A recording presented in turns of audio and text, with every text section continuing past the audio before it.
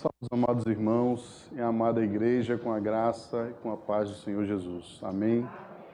Irmãos, é um privilégio estarmos na casa do Senhor, no primeiro domingo do ano, juntos adorando ao Senhor, Deus vivo, e agora podendo ouvir uma porção da sua palavra. Convido você que está aqui e aos irmãos também que estão nos assistindo pela internet, por motivo de férias ou de enfermidade, que o Senhor também possa visitá-los nas suas casas, em nome de Jesus. Vamos abrir a palavra de Deus, irmãos, na carta de Paulo aos Romanos, no capítulo 1, texto muito conhecido no meio dos crentes de toda a igreja. Romanos, capítulo 1, vamos ler dos versos 14 ao 17.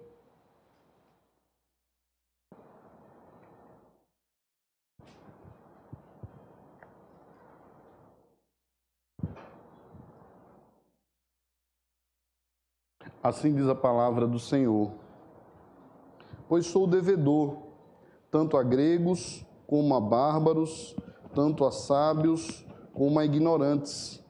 Por isso, quanto está em mim, estou pronto a anunciar o Evangelho, também a vós outros, em Roma.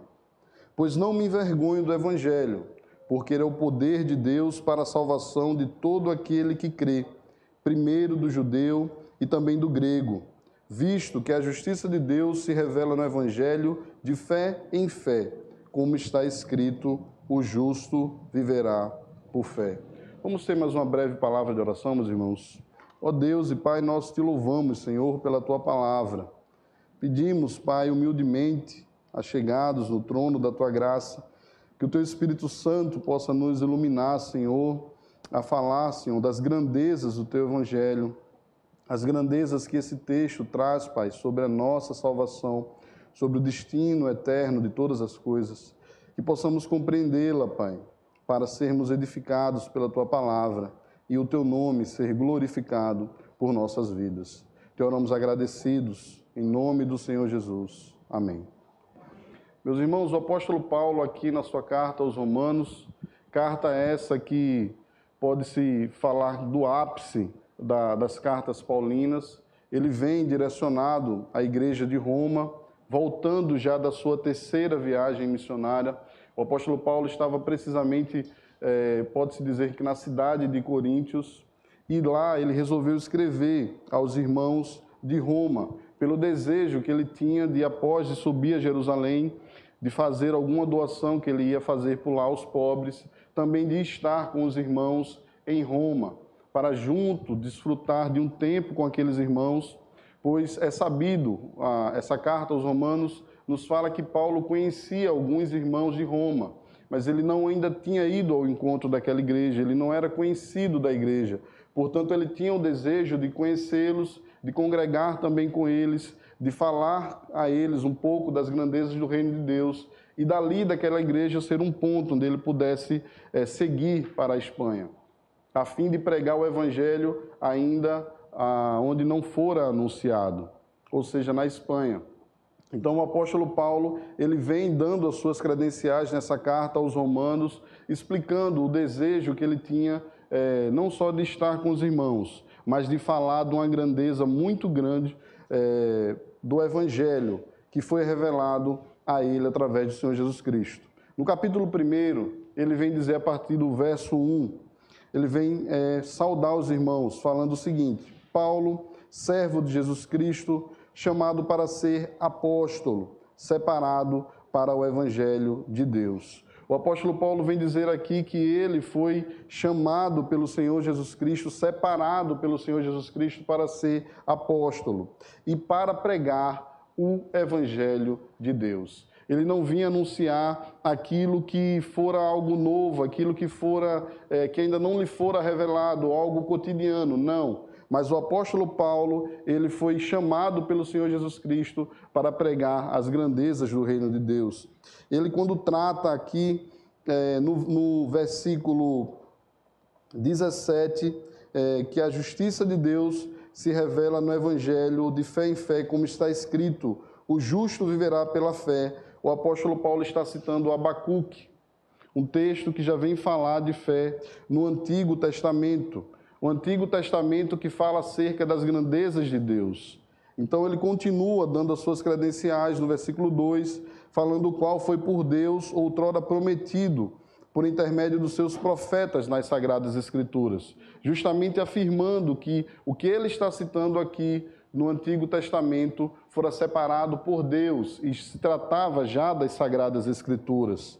Ele continua dizendo no verso 3, com respeito ao seu filho, o qual, segundo a carne, veio da descendência de Davi e foi designado Filho de Deus, com poder segundo o Espírito de Santidade, pela ressurreição de mortos, a saber, Jesus Cristo, nosso Senhor. O apóstolo Paulo teve um encontro glorioso com o Senhor Jesus no caminho para Damasco. É sabido que o apóstolo Paulo, judeu, perseguia os cristãos.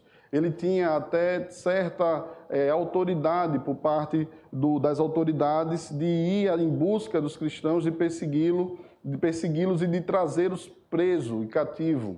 E até mesmo trazê-lo a julgamento, para que os cristãos fossem julgados, e até mesmo, como cita no livro de Atos dos Apóstolos, Estevão foi apedrejado e morto. Então, esse é o Saulo, anteriormente conhecido como Saulo, que no caminho para Damasco cai do cavalo, o Senhor Jesus se encontra com ele naquela forma gloriosa e o chama para ser apóstolo. E agora aqui ele está escrevendo aos romanos com essas credenciais, falando que ele fora chamado da parte do próprio Senhor Jesus Cristo para falar dessas grandezas, para revelar essas grandezas ao povo de Deus. Voltando, meus irmãos, aqui ao texto onde nós partimos, o versículo 16, o apóstolo Paulo vem dizer que não se envergonha do Evangelho, porque é o poder de Deus para a salvação de todo aquele que nele crê. O Evangelho ele é manifesto como grande poder. Poder não em si mesmo, poder não na vida do pregador, na vida de Paulo, mas o poder da parte de Deus. Conhecemos o texto citado pelo próprio Senhor Jesus Cristo, em Atos dos Apóstolos está escrito, Atos 1:8, que fala, mas recebereis poder ao descer sobre vós o Espírito Santo, e sereis minhas testemunhas, tanto em Jerusalém, como em toda a Judéia e Samaria, e até aos confins da terra. O poder do Espírito Santo foi outorgado à igreja, a Paulo e a cada um de nós, para que nós pudéssemos testemunhar essas grandezas do reino de Deus. Grandezas essas que outrora estavam ocultas, mas agora, pelo descer do Espírito Santo em Pentecostes, pôde ser anunciado a todas as nações. De manhã, eu citei sobre a Torre de Babel. É interessante saber o que Deus fez na Torre de Babel. O povo queria construir aquela torre e chegar aos céus e fazer o seu nome conhecido. Mas Deus não permitiu, não era da vontade dele, ali estava em iniquidade. E Deus confundiu as línguas daqueles povos, para que eles não pudessem alcançar. E dali por diante, Deus separou a sua nação. O povo de Israel era o povo que tinha o total conhecimento pelos profetas, pelos reis, dos desígnios de Deus. Mas somente aquele povo era o povo direcionado por Deus. Por isso, a Bíblia vem falar que primeiro o judeu, primeiro o evangelho é dado ao judeu, depois ao gentio, porque desde a antiga aliança, Deus se manifesta através do seu povo judeu. E agora, esse poder, esse dínamos, esse poder do evangelho, ele pode ser pregado a todas as nações. É interessante que Atos 1:8 fala que ao descer o Espírito Santo, esse poder seria dado à igreja para testemunhar tanto em Jerusalém como em toda a Judéia, ou seja, onde estava o povo de Deus. Depois, Samaria e, por fim, até os confins da terra. Seria algo falando acerca de uma ordem cronológica da pregação do Evangelho, por assim dizer. Mas o ponto central que eu queria falar nessa noite, nessa mensagem, é que esse Evangelho, ele revela o Senhor Jesus Cristo. O Evangelho, ele revela propriamente a pessoa de Cristo. E o apóstolo Paulo tinha isso em vista, que a revelação do Evangelho trazia o Senhor Jesus Cristo. E esse Evangelho era revelado com poder. Meus irmãos, é interessante fazer a associação desse verso 16 com o que Paulo escreveu também a Timóteo, na sua carta a Timóteo. Eu queria que os irmãos pudessem abrir no capítulo 1 da carta de Paulo a Timóteo.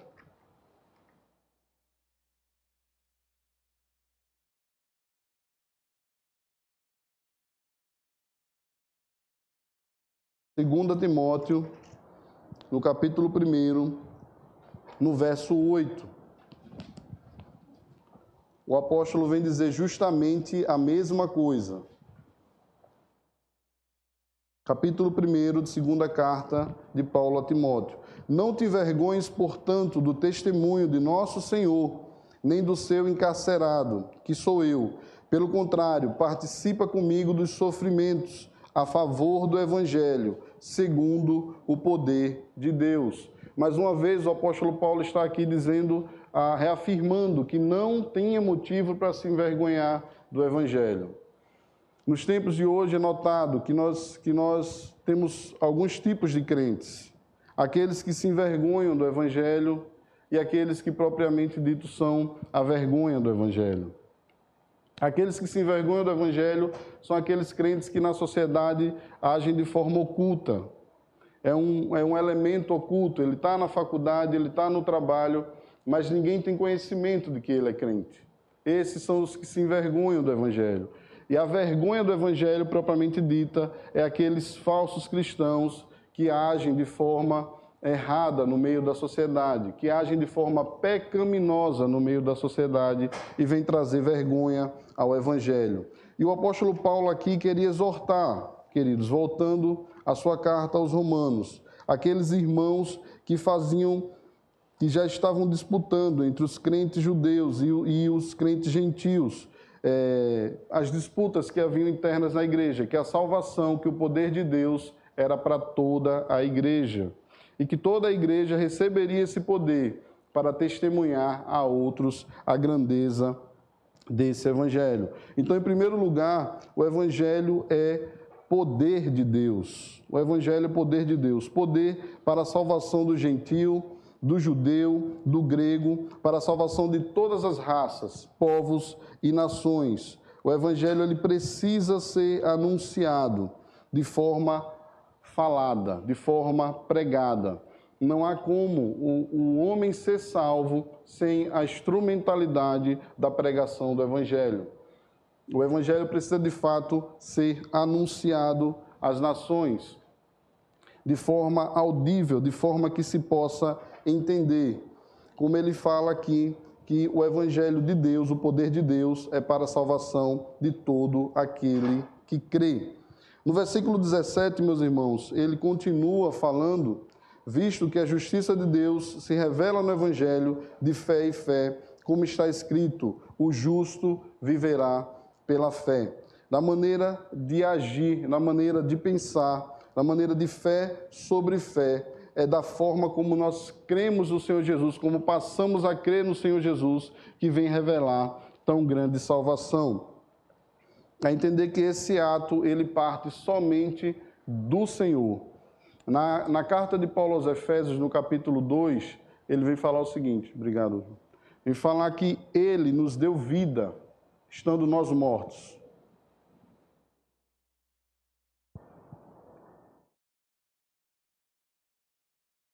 O Senhor nos deu vida, estando nós mortos em nossos delitos e pecados. Não teríamos como por si só alcançar tão grande salvação, porque era algo que nós estávamos mortos, caminhando para a destruição todos os dias.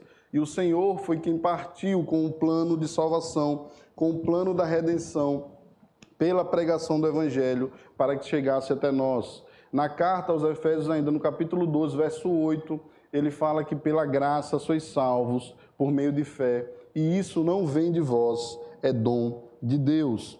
Então, meus irmãos, o Evangelho, ele revela essa justiça de Deus, O Evangelho ele vem trazer que Deus ele vem condenar o pecador e vem justificar o salvo mediante a fé. A justificação só se dá por meio de crer no Senhor Jesus Cristo. Não há possibilidade de o homem fazer algo para contribuir na sua salvação por si só. O homem não há 1% de razão para que o homem contribua com Deus a fim de que seja salvo. O homem, ele só é salvo mediante a crer no Senhor Jesus. O que é que importa para que sejamos salvos? Crer no Senhor Jesus, se arrepender dos nossos pecados. Esse é o único caminho para encontrarmos com Deus, é a única chave no Evangelho inteiro que traz o homem a Deus, é o Senhor Jesus Cristo. Então, meus irmãos, temos que crer e temos que anunciar esse Evangelho de forma poderosa para que o Senhor seja glorificado. Esse Evangelho que prega a Cristo crucificado, ele é a chave de toda a Escritura, de tudo que os antigos pregaram, dos reis, dos profetas do Antigo Testamento. Tudo converge para se encontrar em Cristo. E agora, nesse entendimento que Deus deu ao apóstolo Paulo, que de fé em fé nós iríamos alcançar a salvação por intermédio da fé que é dada pelo próprio Deus. Esse texto foi um texto importantíssimo na reforma do século XVI, quando o monge agostiniano Martinho Lutero, ele se deparou com essa escritura, ele viu que não era mais necessário nenhuma indulgência para que o homem alcançasse a salvação.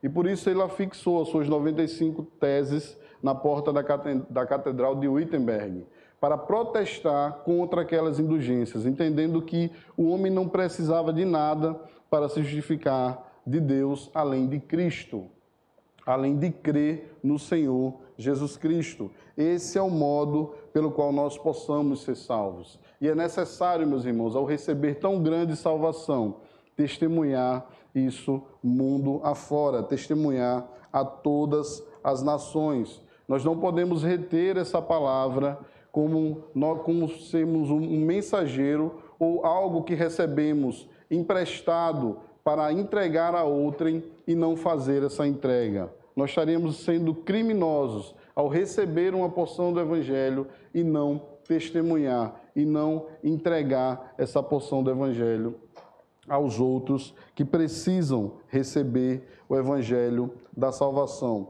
Então, meus irmãos, nós precisamos agir e pensar como o apóstolo Paulo pensou ao querer se unir com essa igreja em Roma. Quando o apóstolo Paulo desejou estar com os irmãos em Roma, foi justamente para anunciar tantas grandezas do reino de Deus e para de lá partir para a Espanha e pregar o evangelho ainda não fora anunciado. Tudo isso aconteceu, meus irmãos, ele cita que não há merecimento.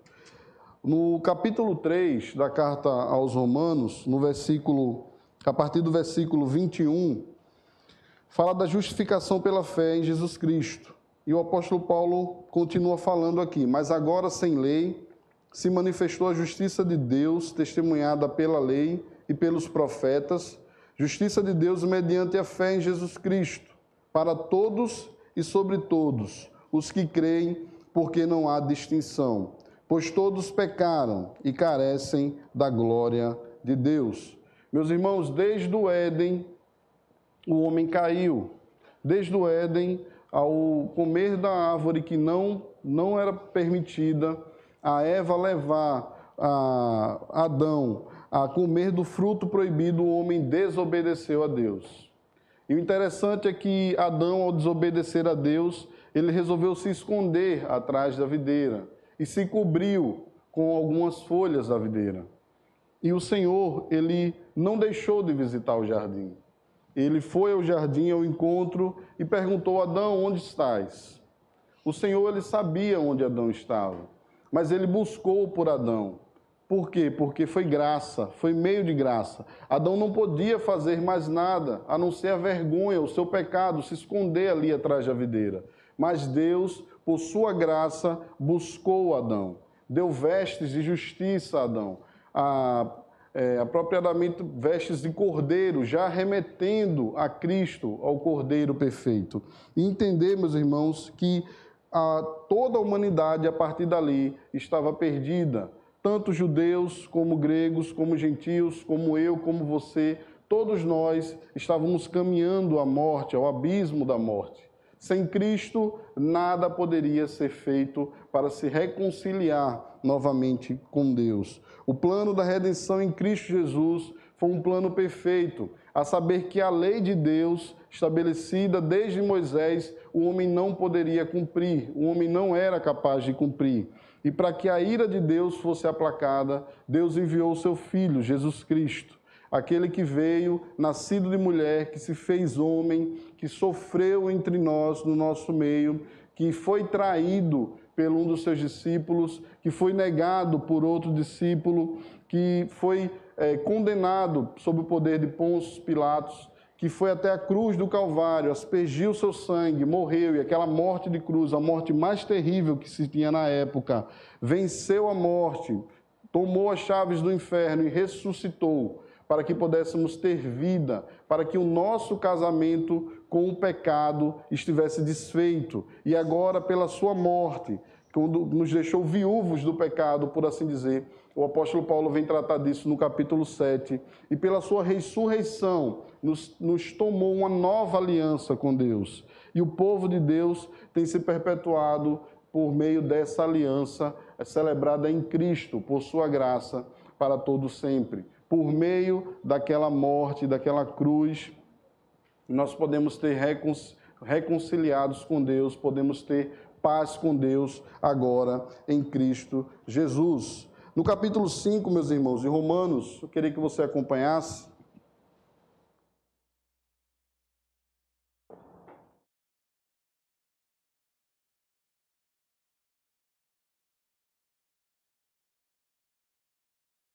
Capítulo 5, do verso 1 até o 8, vai dizer o seguinte: justificados, pois, mediante a fé, temos paz com Deus, por meio de nosso Senhor Jesus Cristo, por intermédio de quem obtivemos igual acesso pela fé a esta graça, na qual estamos firmes e gloriamo-nos na esperança da glória de Deus. E não somente isso, mas também nos gloriamos nas próprias tribulações, sabendo que a tribulação produz perseverança, e a perseverança experiência, e a experiência esperança. Ora, a esperança não confunde, porque o amor de Deus é derramado em nosso coração pelo Espírito Santo, que nos foi outorgado. Porque Cristo, quando nós ainda éramos fracos, morreu a seu tempo pelos ímpios. Dificilmente alguém morreria por um justo, pois poderá ser que pelo bom alguém se anime a morrer.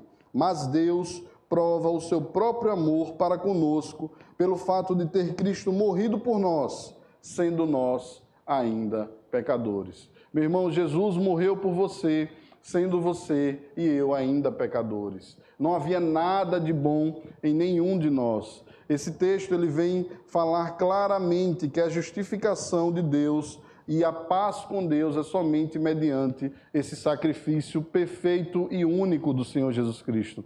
O Senhor, ele morreu de uma vez por todas, ele justificou os nossos pecados de uma vez por todas, para que tivéssemos paz com Deus, sendo nós ainda pecadores. A luta, vivemos nesse mundo, num corpo ainda caído. O apóstolo Paulo vai tratar no capítulo 7, que a carne luta contra o espírito, a carne milita contra o espírito. O espírito, ele sabe, ele conhece a lei de Deus é santa e boa, mas a minha carne me puxa para o pecado, me puxa para o abismo. E Cristo é quem pode ser o advogado perfeito e nos fazer essa reconciliação com Deus.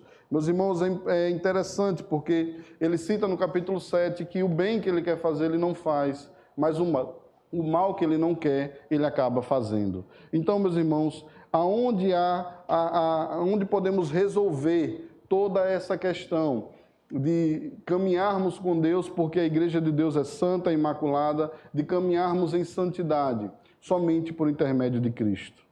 O apóstolo Paulo, ele se gloria pelos méritos de Cristo. O apóstolo Paulo, ele vem dar graças ao Senhor Jesus por ter feito tão grande salvação para com ele. Por isso, para você que ainda não conhece o Senhor Jesus, que ainda não desfruta desse dom celestial de crer no Senhor Jesus, se arrependa dos seus pecados e creia no Senhor Jesus Cristo, porque Ele traz a reconciliação com Deus. Ele é o único capaz de nos salvar, é o único capaz de entregar a nossa salvação. Meus irmãos, o justo vive pela fé. No mundo de tantas incertezas, no mundo de pandemia, no mundo onde nós não sabemos o que é que vai acontecer no dia seguinte, de tantas crises políticas, o justo, ele vive pela fé. O justo, ele entende que Deus está no controle de todas as coisas. O justo, ele anda anunciando a mensagem de Cristo, do Evangelho. Faça a diferença, meu irmão, no seu ambiente de trabalho, na sua escola, aonde você sai, no seu ambiente de lazer, anuncie essa grandeza, porque uma alma pode estar ali se perdendo. E você também perdendo a oportunidade, ou mesmo ter recebido a grandeza, o tesouro de conhecer o Senhor Jesus e não repassar para outro que está à sua frente. Pense nisso, que 2021 possamos começar já anunciando o Evangelho e se interessando por missões. Assim como o apóstolo Paulo fazia com todas as igrejas, se preocupava com todas as igrejas, deu a sua vida por todas as igrejas, que nós possamos ser igreja também das portas para fora, que nós possamos, a exemplo das viagens missionárias do apóstolo Paulo, anunciar esse evangelho aonde não fora anunciado. Meus irmãos, eu quero concluir essa mensagem dizendo que o evangelho é Cristo crucificado. A identidade do Senhor Jesus Cristo. Ao pregar essa mensagem, apresentamos publicamente que Cristo foi crucificado e morto, mas ressuscitou o terceiro dia, venceu a morte, conquistou a maior bênção que o homem pode ter, de uma vez por todas, a sua salvação. Às vezes, as pessoas buscam um milagre acontecer na sua vida, mas o maior milagre na humanidade aconteceu há cerca de 2000 anos atrás. Foi Cristo, o Verbo que se fez carne, que habitou entre nós, que padeceu, que morreu, mas que ressuscitou. Esse é o maior milagre na sua vida. Não existe um milagre maior do que obter a salvação no Senhor Jesus. O que podemos fazer para obtê-la? A Bíblia fala que nada. O que podemos fazer para obter a salvação? O Senhor Jesus foi indagado e está registrado no Evangelho. O que o homem precisava fazer para ser salvo? O Senhor Jesus respondeu: ao homem é impossível, mas para Deus não há impossíveis. Somente pelo poder de Deus, pelo dínamos, pelo poder que foi outorgado por intermédio do Evangelho, por intermédio da fé, você pode ser salvo, você pode crer no Senhor Jesus e confessar os seus pecados. Portanto, meus irmãos, a Bíblia, os 66 livros da Sagrada Escritura, eles revelam, eles dão um manual de fé e prática para os cristãos, para que os cristãos possam se reconciliar com Deus, por intermédio do Evangelho, pela fé. O Espírito Santo de Deus trabalha para que Cristo nos conecte com Deus em forma de salvação. Então, meus irmãos, podemos anunciar e dizer, como está escrito aqui no versículo 17 do capítulo 1 da carta de Paulo aos Romanos: o justo viverá pela fé. Que façamos disso uma prática diária em nossas vidas, viver pela fé, crer no Senhor Jesus. Viver pela fé é estar em constante oração. Viver pela fé é meditar nas Sagradas Escrituras dia após dia. Viver pela fé é renunciar ao pecado, é não flertar com o pecado, mas seguir tudo aquilo que o Senhor nos ordenou na sua palavra. Que possamos, meus irmãos, fazer disso o nosso manual diário, possamos fazer disso a nossa principal agenda. Ao sairmos daqui, saímos para o culto da vida, saímos para anunciar Cristo lá fora, aonde Ele não fora ainda anunciado. Que Deus abençoe a amada igreja, que essa palavra possa ser aplicada aos nossos corações, em nome de Jesus.